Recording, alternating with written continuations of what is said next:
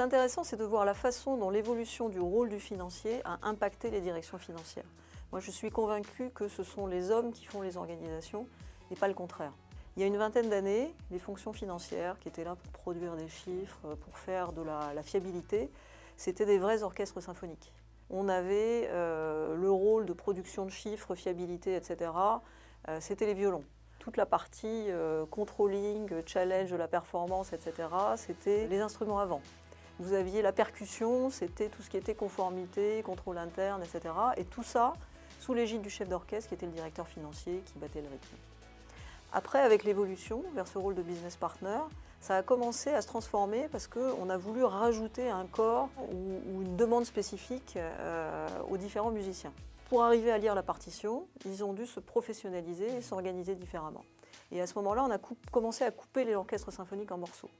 Et ça a donné lieu à la création des centres de services partagés qui se sont complètement professionnalisés dans tout ce qui était processing et transactions, et avec une difficulté qui était qu'ils ne voyaient plus ou ils ne voyaient plus beaucoup le chef d'orchestre, et parfois avec des rythmes qui pouvaient être un petit peu discordants ou dissonants. Cette évolution, finalement, que va-t-elle donner ? Et notre orchestre symphonique coupé en morceaux, que va-t-il devenir ? Là où j'ai une vraie conviction, moi, c'est la transformation de tout ça en un vrai jazz band. Donc c'est l'orchestre de jazz.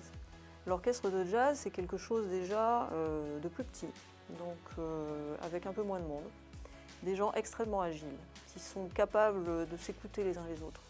Et qui sont surtout capables aussi de passer la main et d'être tour à tour un excellent partenaire et un soliste quand son tour arrive.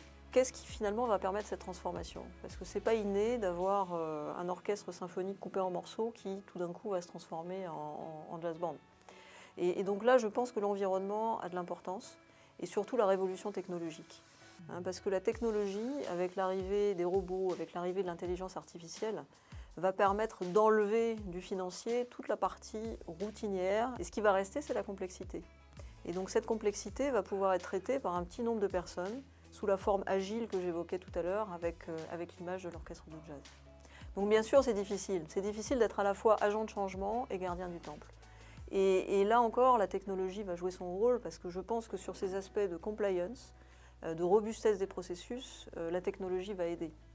Et c'est là que le rôle, je dirais, le côté smart du financier est important. Parce qu'il doit connaître la totalité, il doit savoir ce qui se passe du côté de la compliance sans forcément en être un expert. Et par contre, c'est lui qui va tenir la baguette du chef d'orchestre.